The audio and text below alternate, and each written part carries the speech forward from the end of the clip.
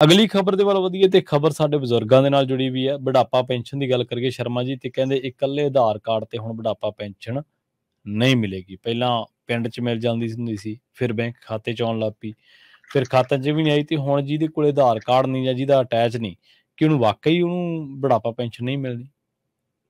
ਪ੍ਰਵੀਨ ਜੀ, ਆਪਾਂ ਪਿਛਲੇ ਦਿਨੀ ਵੀ ਉਹ ਅੰਕੜਿਆਂ ਦੇ ਹਵਾਲੇ ਨਾਲ ਗੱਲ ਕਰ ਰਹੇ ਸੀ ਕਿ ਬੁਢਾਪਾ ਪੈਨਸ਼ਨ ਦੇ ਘਪਲੇ ਬਹੁਤ ਫੜੇ ਜਾ ਰਹੇ, ਖਾਸ ਕਰਕੇ ਉਮਰ ਵਧਾਉਣ ਦੇ ਹਵਾਲੇ ਨਾਲ, ਹੈ ਨਾ। ਉਹ ਮਤਲਬ ਕਿ ਆਧਾਰ ਕਾਰਡ 'ਚ ਉਮਰ ਚੇਂਜ ਕਰਾ ਲਈ ਜਾਂ ਵੱਧ ਲਿਖਾ ਲਈ, ਜਾਂ ਜਾਣ ਕੇ ਜਾਲੀ ਫੋਟੋਸਟੇਟ ਕਾਪੀ ਇਹੋ ਜਿਹੀ ਦੇਤੀ, ਹੈ ਨਾ, ਤੇ ਉਹ ਸਾਰਾ ਕੁਛ ਹੋ ਗਿਆ। ਤੇ ਇਸ ਲਈ ਇਹਦੇ ਮਸਲੇ ਤੇ ਖਾਸੇ ਧੋਖੇ ਧੜੀ ਫੜੇ ਗਏ, ਜਾਂ ਕਈਆਂ ਨੇ ਉਹ ਕ੍ਰਾਈਟੀਰੀਆ ਵੀ ਪੂਰਾ ਨਹੀਂ ਸੀ। ਖਾਸ ਕਰ ਉਮਰ ਵਾਲਾ ਹਵਾਲਾ ਖਾਸਾ ਹੁੰਦਾ ਇਹਦੇ ਵਿੱਚ। ਠੀਕ ਹੈ। ਤੇ ਇਸ ਨੂੰ ਧਿਆਨ 'ਚ ਰੱਖਦਿਆਂ ਹੀ ਉਹ ਕਪੜੇ ਬਾਦਲਾਂ ਦੇ ਸਮੇਂ ਵੀ, ਉਹ ਕਪੜੇ ਕੈਪਟਨ ਦੇ ਸਮੇਂ ਵੀ, ਤੇ ਉਹ ਹੁਣ ਵੀ ਬਰਕਰਾਰ ਸੀ। ਉਹ ਕਈਆਂ ਤੇ ਕੈਂਚੀ ਵੀ ਫਿਰੀ ਹੈ, ਕਈ ਫੜੇ ਵੀ ਗਏ ਨੇ, ਤੇ ਕਈਆਂ ਤੋਂ ਵਸੂਲੀ ਤੱਕ ਦਾ ਰਾਹ ਵੀ ਅਪਣਾਇਆ ਜਾ ਰਿਹਾ ਕਿ ਵਸੂਲ ਕਰੀਏ। ਅਧਿਕਾਰੀ ਜਾਂਦੇ ਨੇ, ਪਰ ਉਹ ਕਹਿੰਦੇ ਅਸੀਂ ਵਾਪਸ ਕਰਨ ਦੀ ਸਥਿਤੀ 'ਚ ਨਹੀਂ ਹੈਗੇ। ਠੀਕ ਹੈ। ਜਾਂ ਬੇਦਖਲ ਕੀਤਾ ਹੋਇਆ ਜੀ, ਅਸੀਂ ਪਰਿਵਾਰ ਨੂੰ ਜ਼ਮੀਨ ਦਿੱਤੀ, ਸਾਡੇ ਨਾਂ ਹੀ ਨਹੀਂ, ਕੁਛ ਅਸੀਂ ਕਿੱਥੋਂ ਦੇਣਾ।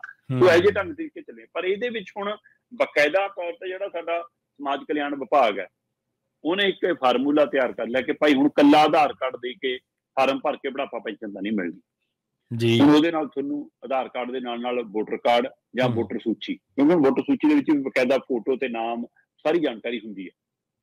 ਉਹ ਇਸ ਲਈ ਜਾਂ ਤਾਂ ਤੁਸੀਂ ਆਪਣਾ ਆਧਾਰ ਕਾਰਡ ਤਾਂ ਦੇਣਾ ਹੀ ਦੇਣਾ, ਆਧਾਰ ਕਾਰਡ ਦੇ ਨਾਲ ਤੁਸੀਂ ਵੋਟਰ ਸੂਚੀ ਜਾਂ ਵੋਟਰ ਕਾਰਡ ਵੀ ਲਾ ਸਕਦੇ ਹੋ। ਪੈਨ ਕਾਰਡ ਵੀ ਮੰਗਣਗੇ ਸ਼ਾਇਦ।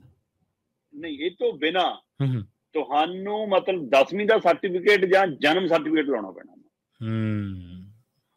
ਇਹਨਾਂ ਚੋਂ ਇੱਕ ਤਾਂ ਹੁੰਦਾ ਜਨਮ ਸਰਟੀਫਿਕੇਟ ਬਣਿਆ ਤੁਹਾਡਾ, ਇੱਕ ਜਨਮ ਪ੍ਰਮਾਣ ਪੱਤਰ ਮਤਲਬ ਜਾਂ ਬਣਵਾਉਣਾ ਪੈਂਦਾ, ਜੇ ਨਹੀਂ ਬਣੇ ਪੁਰਾਣਿਆਂ ਦੇ, ਹਨਾ। ਹਾਂਜੀ ਹਾਂਜੀ। ਤੇ ਉਹ ਨਾ, ਜਾਂ ਫਿਰ ਤੁਹਾਨੂੰ 10ਵੀਂ ਜੇ ਕਿਤੇ 10ਵੀਂ ਸਰਟੀਫਿਕੇਟ ਜਿਹਦੇ ਵਿੱਚ ਜਨਮ ਮਿਤੀ ਹੁੰਦੀ ਹੈ। ਸੋ ਇਸ ਲਈ ਉਹਨੇ ਲਾਜ਼ਮੀ ਕਰਤਾ ਕਿ ਫਾਰਮ ਭਰਨ ਦੇ ਨਾਲ ਆਧਾਰ ਕਾਰਡ ਵੀ ਲੱਗੂਗਾ।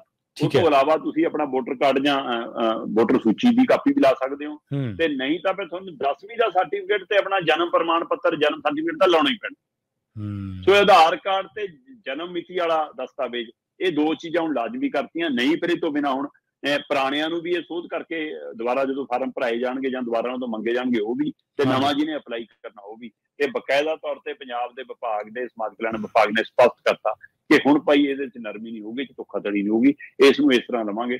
ਪਰ ਲੱਭਣ ਵਾਲੇ ਨੇ ਅਜੇ ਵੀ ਚੋਰ ਮੋਰੀ ਲੱਭ ਲੈਣੀ ਹੈ ਜੀ। ਕਿਹੜੀ ਚੀਜ਼ ਦਾ ਹਿੱਲਾ ਨਹੀਂ ਕਰਨੇ ਆਪਣੇ ਜਗਾੜੀ ਬੰਦੇ। ਸੋ ਇਹਦੇ ਵਿੱਚ ਵੀ ਜਗਾੜ ਹੋਊਗਾ, ਜੇ ਕੋਈ ਸਰਕਾਰ ਦੇ ਪੱਧਰ ਤੇ ਹੋਊਗਾ। ਜਿਨ੍ਹਾਂ ਨੇ ਲਾਗੂ ਕਰਨਾ ਹੁੰਦਾ ਉਹੀ ਸਕੀਮ ਦੱਸਦੇ ਹੁੰਦੇ ਆ ਜ਼ਿਆਦਾਤਰ। ਬਿਲਕੁਲ ਸਹੀ। ਕਿਆ ਕਰ ਲਓ, ਸੋ ਇਸ ਲਈ ਰਾਹ ਉਹੀ ਦੱਸਦੇ ਆ ਜੀ ਜੀ। ਕਹਿੰਦੇ ਕਿ ਜਿਹੜਾ ਪਜਾਮਾ ਸਿਉਂਦਾ ਉਹ ਨਾਲ ਰੱਖਣ ਨੂੰ ਆਪੇ ਥਾਂ ਬਣਾ ਹੁੰਦਾ। ਸੋ ਇਸ ਲਈ ਇਹਨਾਂ ਨੇ ਆਪੇ ਥਾਂ ਦੱਸ ਦੇਣੀ ਹੈ ਕਿ ਇੱਥੇ ਗੜਬੜ ਵੀ ਹੋ ਸਕਦੀ ਹੈ। ਪਰ ਫਿਰ ਵੀ ਇਹ ਪਹਿਲ ਕਦਮੀ ਸ਼ਲਾਘਾਯੋਗ ਹੈ ਕਿ ਪੁਰਾਣੇ ਕੱਪੜੇ ਖਜ਼ਾਨੇ ਚੋਰ ਮੋਰੀਆਂ, ਤੇ ਬਸ ਘੱਟੋ ਘੱਟ ਇਹ ਹੈ ਕਿ ਅਕਾਲੀਆਂ ਸਮੇਂ ਅਕਾਲੀਆਂ ਨੂੰ ਵੱਧ ਪੈਨਸ਼ਨਾਂ ਮਿਲਦੀਆਂ ਰਹੀਆਂ, ਕਾਂਗਰਸ ਦੇ ਸਮੇਂ ਕਾਂਗਰਸੀਆਂ ਨੂੰ। ਜਿਹਨਾਂ ਨੂੰ ਲੋੜਵੰਦ ਹੈ ਉਹ ਵਿਚਾਰੇ ਧੱਕੇ ਖਾਂਦੇ ਨੇ, ਉਹਨਾਂ ਦੇ ਗੋਡੇ ਘਿਸ ਜਾਂਦੇ ਨੇ, ਉਹਨਾਂ ਦੀ ਚੱਪਲਾਂ ਘਿਸ ਜਾਂਦੀਆਂ ਨੇ।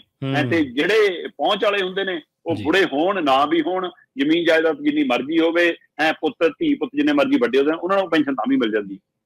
ਤੇ ਇਸ ਲਈ ਕਿਤੇ ਉਹ ਵਰਤਾਰਾ ਚੱਲੇ, ਅਕਾਲੀਆਂ ਦੇ ਖਾਸ ਅਕਾਲੀ ਲੈ ਗਏ, ਕਾਂਗਰਸ ਸਮੇਂ ਕਾਂਗਰਸੀ ਖਾਸ ਲੈ ਗਏ, ਤੇ ਹੁਣ ਆਪ ਵਾਲਿਆਂ ਦੇ ਚਿਹਤੇ ਆਪ ਲੈ ਜਾਣ। ਤੇ ਆਪ ਦੇ ਚਿਹਤੇ ਉਹ ਨੇ ਜਿਹੜੇ ਕਦੇ ਅਕਾਲੀ ਤੇ ਕਾਂਗਰਸੀਆਂ ਦੇ ਰਹੇ ਨੇ, ਕੋਈ ਨਵੇਂ ਤਾਂ ਆਏ ਨਹੀਂ। ਜੀ ਜੀ ਜੀ। ਸੋ ਇਸ ਲਈ ਇਹ ਤੇ ਪਰ ਵੀ ਗੌਰ ਕਰਨ ਦੀ ਲੋੜ ਹੋਏਗੀ। ਬਿਲਕੁਲ ਸਹੀ ਹੈ ਤੁਸੀਂ, ਕੋਈ ਨਵੇਂ ਤਾਂ ਆਏ ਨਹੀਂ। ਤੇ ਪਰ ਇਹ ਵੀ ਗੱਲ ਜਾਇਜ਼ ਮੰਨਣੀ ਪਊਗੀ ਸ਼ਰਮਾ ਜੀ, ਵੀ ਜਦੋਂ ਕਾਂਗਰਸ ਦੀ ਸਰਕਾਰ ਬਣੀ ਸੀ ਤੇ ਉਦੋਂ ਲੱਖ ਤੋਂ ਵੱਧ ਪੈਨਸ਼ਨਰ ਜਿਹੜੇ ਆ ਉਹ ਜਾਲੀ ਨਿਕਲੇ ਸੀਗੇ। 2017 ਤੋਂ ਬਾਅਦ ਜਦੋਂ ਕਾਂਗਰਸ ਸੱਤਾ ਦੇ ਵਿੱਚ ਆਉਂਦੀ ਹੈ, ਤਾਂ ਹੁਣ ਵੀ ਜੇਕਰ ਇਹਨਾਂ ਚੀਜ਼ਾਂ ਦੀ ਵਾਕਈ ਪੜਚੋਲ ਹੋ ਜਾਵੇ ਤਾਂ ਪਤਾ ਲੱਗ ਜੂਗਾ ਕਿ ਖੜਾ ਕਿੱਥੇ ਹੈ। ਪਰ ਬਜ਼ੁਰਗਾਂ ਨੂੰ ਬੁਢਾਪਾ ਪੈਨਸ਼ਨ ਦੇਣੀ ਹੈ ਨਾ ਸ਼ਰਮਾ ਜੀ, ਤੇ ਉਹਦਾ ਤਰੀਕਾ ਸਰਲ ਹੋਣਾ ਚਾਹੀਦਾ ਮੇਰੇ ਖਿਆਲ ਦਾ। ਬਿਲਕੁਲ। ਕਿਉਂਕਿ ਬਜ਼ੁਰਗ ਬੰਦਾ, ਪਹਿਲੀ ਗੱਲ ਤਾਂ ਜਦੋਂ, ਕਿਉਂ ਆਪਾਂ ਪਿੰਡਾਂ ਦੇ ਵਿੱਚੋਂ ਹੀ ਆ, ਜਦੋਂ ਬੰਦਾ ਬੈਂਕ ਜਾਂਦਾ ਤੇ ਉਹ ਕੋਈ 150 ਲਾ ਕੇ ਜਾਂਦਾ, ਕਿਉਂਕਿ ਬੱਸ ਤੇ ਇੱਕ ਜਾਣ ਜੋਗਾ ਤਾਂ ਉਹ ਹੈ ਨਹੀਂ, ਜਾਂ 3 ਵੀਲਰ ਤੇ ਉਹ ਕਿਸੇ ਕਾਰ ਵਾਲੇ ਨੂੰ ਕਹੂ ਜਾਂ ਮੋਟਰਸਾਈਕਲ ਵਾਲੇ ਨੂੰ ਕਹੂਗਾ। ਦੂਜੀ ਗੱਲ ਇਹ ਹੈ ਕਿ ਬੈਂਕਾਂ 'ਚ ਜਾ ਕੇ ਖੱਜਲ ਖੁਆਰੀਆਂ ਨੇ, ਹਰੇਕ ਬੰਦਾ ਗੱਲ ਨਹੀਂ ਸੁਣਦਾ। ਬੈਂਕ ਦੇ ਵਿੱਚ ਬੈਠਾ ਹਰੇਕ ਬੰਦਾ ਤਾਂ ਸੁਣਦਾ ਹੀ ਨਹੀਂ, ਵੈਸੇ ਹੀ ਤੁਹਾਨੂੰ ਪਤਾ ਹੀ ਹੈ ਬੈਂਕਾਂ ਦਾ ਸਿਸਟਮ।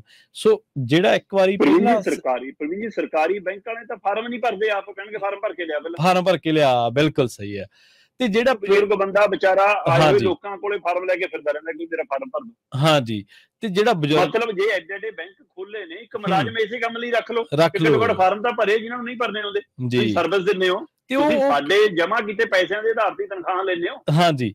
ਤੇ ਉਹ ਕਿਹੜਾ ਪੰਜਾਬੀ ਚ ਹੁੰਦੇ ਆ ਜੀ, ਫਾਰਮ ਉਹ ਵੀ ਇੰਗਲਿਸ਼ ਚ ਹੁੰਦੇ ਆ। ਜੇ ਕਿਸੇ ਨੂੰ ਪੰਜਾਬੀ ਆਉਂਦੀ ਵੀ ਹੋਊ ਤਾਂ ਉਹ ਇੰਗਲਿਸ਼ ਚ ਭਰੂ ਕਿਵੇਂ? ਤੇ ਜਿਹੜੀ ਅਖੀਰਲੀ ਗੱਲ ਮੈਂ ਕਰਦਾ ਸੀ ਉਹ ਸੀਗਾ ਵੀ ਪਹਿਲਾਂ ਸਰਪੰਚਾਂ ਨੂੰ ਇਹ ਜ਼ਿੰਮੇਵਾਰੀ ਦਿੱਤੀ ਗਈ ਸੀ, ਪਰ ਕਿਉਂਕਿ ਹੁਣ ਪਿੰਡਾਂ ਦੇ ਵਿੱਚ ਧੜੇਬੰਦੀ, ਮੰਨ ਲਓ ਇੱਕ ਧੜੇ ਦਾ ਸਰਪੰਚ ਬਣ ਗਿਆ, ਦੂਜਾ ਧੜਾ ਕਹਿੰਦਾ ਅਸੀਂ ਇਹਨਾਂ ਦੇ ਥੜੇ ਨਹੀਂ ਚੜ੍ਹਨਾ, ਤੇ ਉੱਥੇ ਉਹ ਚੱਕਰ ਪੈ ਗਿਆ। ਸੋ ਇਹ ਵਿਵਸਥਾ ਬੇਸ਼ੱਕ ਹੌਲੀ ਹੌਲੀ ਠੀਕ ਹੋਊਗੀ, ਪਰ ਇਹਨੂੰ ਸਰਲ ਕਰਨਾ ਬੇਹੱਦ ਜ਼ਰੂਰੀ ਆ। ਕਾਂਗਰਸੀਆਂ ਵਾਲੀਆਂ ਜਿਹੜੀਆਂ ਤੁਸੀਂ ਗੱਲਾਂ ਕੀਤੀਆਂ ਉਹ ਬਿਲਕੁਲ ਸੱਚ ਆ। ਅੱਜ ਵੀ 2017-18 ਦੇ ਅਖਬਾਰ ਚੱਕ ਕੇ ਵੇਖ ਲਓ, ਤੁਹਾਨੂੰ ਲੱਖਾਂ ਜਾਲੀ ਪੈਨਸ਼ਨਰ ਮਿਲ ਜਾਣਗੇ।